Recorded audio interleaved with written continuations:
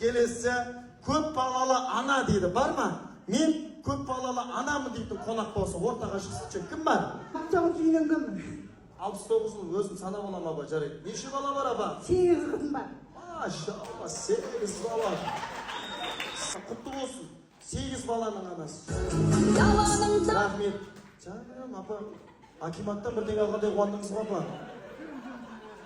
Апа, кім? Өтірік осындай пособие түскенде жинап боласыңдар, я? Тиіспеш, Жомарт өзі барады, Жомарт. Ақша түскенде, үкіметтен ақша бергенде жүгіріп келеді, қараш көріп тұр әшейін. Апа, құтты болсын. Акиматтан соңғы рет қашан ақша алдыңыз, апа? Алған жоқпын. Бүгін Аллаға шүкір, акиматтан ақша аласыз, апа.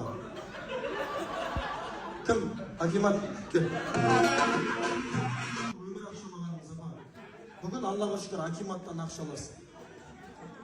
Ал. Алматы. Не дейді? Алматы тұрамын мен. Акимат Алматыда ғой, апа. Акиматтың аттан апамызға ұмдың.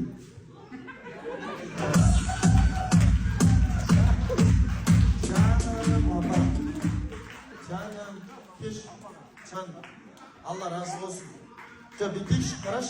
Апаның қадірменді ағайын 8 қызы бар ғой, 8 қызы. Жоқ, ойлаңыздаршы, апа өзін ойлап бір 3-4 баламен тоқтаса болады ғой. Жоқ, мен қазақтың санын көбейтемін деп 8 бала берді. 10-ның бір баласына кетті, 7 қалды.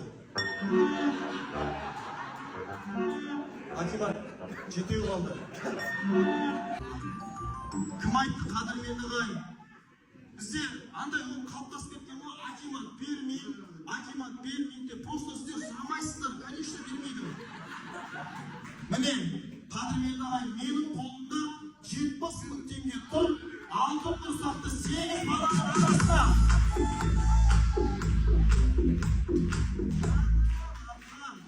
Құтты болсын, 80 бала. 8 баланың 8 күн келіп тиіске өз алады. Сендер ақша түскен соң көбейіп атсыңдар ғой. Маған ақша түскен соң көбейіп атыр ғой балам. Ешкім тиіспесін, апа. Жыламаңыз, апа.